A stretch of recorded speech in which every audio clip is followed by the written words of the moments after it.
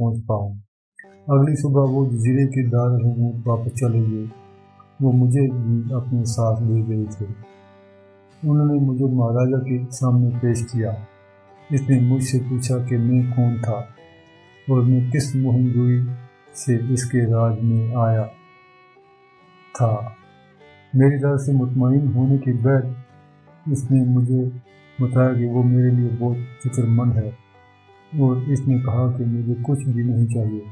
اب میں ایک تاجر ہونے کے ناطے اپنے ہم پیشہ لوگوں سے اکثر ملا کرتا تھا، خاص طور پر ان لوگوں سے پوچھ گچھ کرتا جو اجنبی ہیں کہ شاید مت بغداد کی کوئی خبر سن سکوں یا واقعی کا موقع ملے اپنے دارالحکومت جانے کا۔ مہاراجا کا محل سمندر کے ساحل پر واقع تھا، جو ایک عمدہ بندرگاہ بھی ہے، جہاں دنیا کے مختلف حصوں سے روزانہ بحری جہاز آتے ہیں۔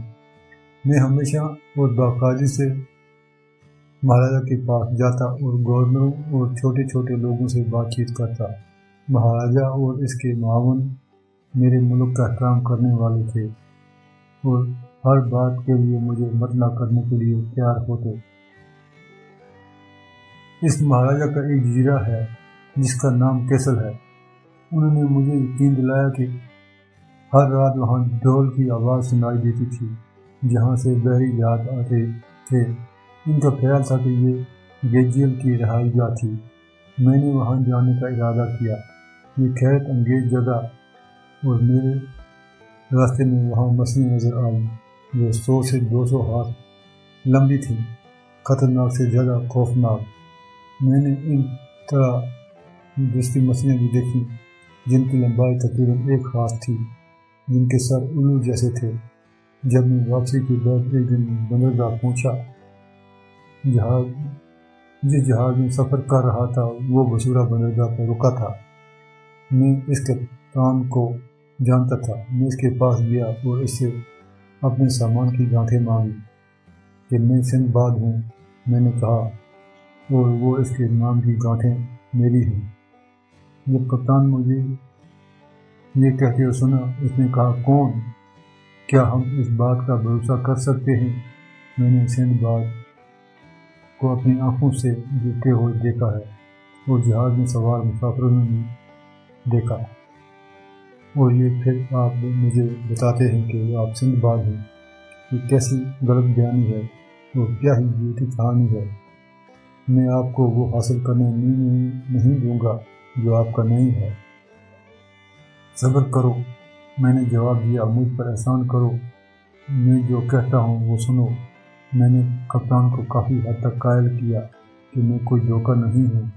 تب اس کے جہاز سے لوگ آئے جو مجھے جانتے تھے، مجھے دعا دینے لگے اور مجھے زندہ دیکھ کر بہت خوشی کا اظہار کیا۔ آخر اس سے میں یاد آ گیا۔ پھر وہ مجھے گلے لگاتے ہوئے زندگی کی مبارکباد دینے لگا۔ اس نے کہا، تمہارے لیے خوش آمدید، اور اب اپنا سامان لے لو اور اس کے ساتھ جیسا چاہو کرو۔ میں نے اپنی گانٹھوں میں سے جو سب سے قیمتی سامان تھا نکالا اور مہاراجا کو پیش کیا۔ مہاراجا، جس نے میری جان کو سلامت دیکھ کر مجھ سے پوچھا کہ میں ایسی خطرناک جگہ سے کیسے آیا، وہ میرے لیے بہت فکر مند تھا، میری خوش قسمتی پر خوش ہوا، میرا تحفہ قبول کیا اور بدلے میں مجھے بھی بہت قیمتی زر و جواہرات دیے۔ میں نے اسے رخصت دی اور چلا گیا۔ میں اپنے سامان کا تبادلہ کرنے کے بعد اسی جہاز پر سوار ہو گیا۔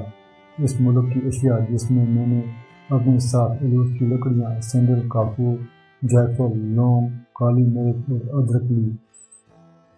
ہم کئی جزیروں کے پاس سے گزرے اور آخرکار بصورہ پہنچے، جہاں سے میں یہاں آیا تھا۔ شہر 1,00,000 دینار کا۔ سندباد یہیں رک گیا اور موسیقاروں کو حکم دیا کہ وہ آگے بڑھیں۔ کنسل، جس نے کہانی کو روک لیا تھا، جب شام ہوئی تو سندباد نے 100 اشیوں کی تھیلی منگوا کر ہندباد کو دی۔ اس نے کہا، یہ لو ہندباد، اپنے گھر لوٹ جاؤ اور کل میری مزید مہم جوئی سننے کے لیے ضرور آنا۔ سندباد چلا گیا۔ وہ سندباد کے اس عذاب پر حیران رہ گیا تھا۔